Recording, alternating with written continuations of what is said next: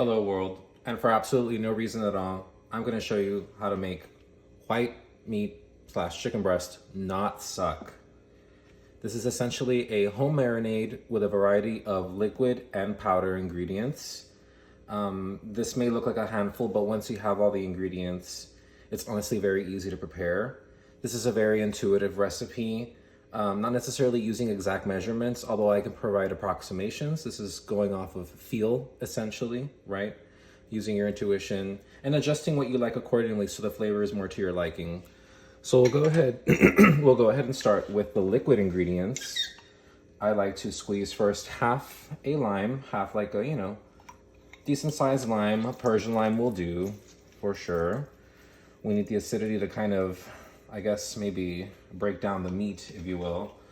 I don't know the exact science behind that as far as acid interacting with the meat muscles, but I just know that, at the very least, flavor.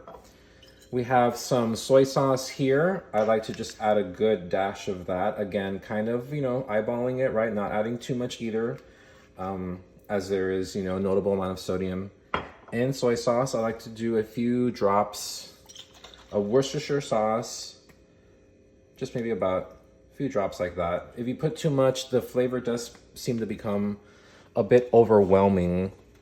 So I use that sparingly. And I'll also do the same with some of these spices as well. Use more quantities or less than others. A hot sauce of your choice. I'm using sriracha here. Just a good little, good little dash of that. And now that we have all of our liquid ingredients in there, we're gonna go ahead and start with our powdered ones. The ones that I like to use very liberally are onion and garlic powder. I would say perhaps a half a teaspoon of each. But again, we're kind of just going off feel here. So I'm just gonna give a good, nice coating of that. The garlic and onion powder. Okay, we love alliums, especially of the dehydrated kind. This is kind of like a Cajun seasoning from McCormick, but you can go ahead and use just a general all-purpose seasoning as well. This one, you're gonna use a little less than the onion and garlic powder, maybe perhaps a quarter of a teaspoon, as this one does have sodium. A little bit of pepper. This can be adjusted to your liking, of course, to taste.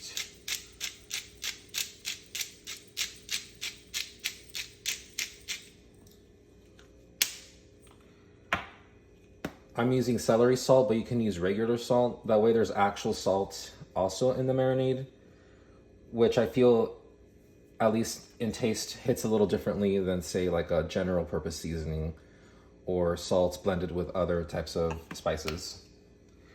These last two seasonings are optional, but I do enjoy the aroma and somewhat of a complexity that curry powder and coriander have to offer. I use both of these very, very sparingly. I add the least amount of these two ingredients here.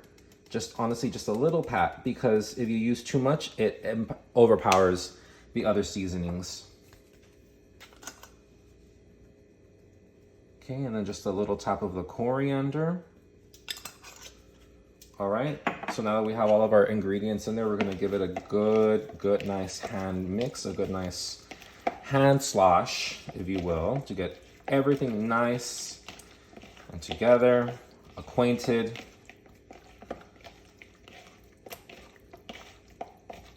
This is like, I would say, a very general purpose marinade. I believe it can go good on other proteins as well. I have tried it with shrimp. It's pretty good.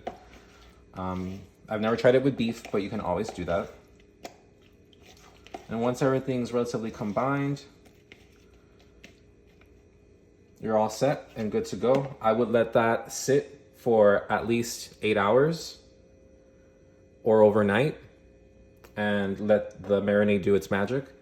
And you will end up with much more succulent and tasty chicken breast. Thank you for watching this very random video. Y'all have a great one.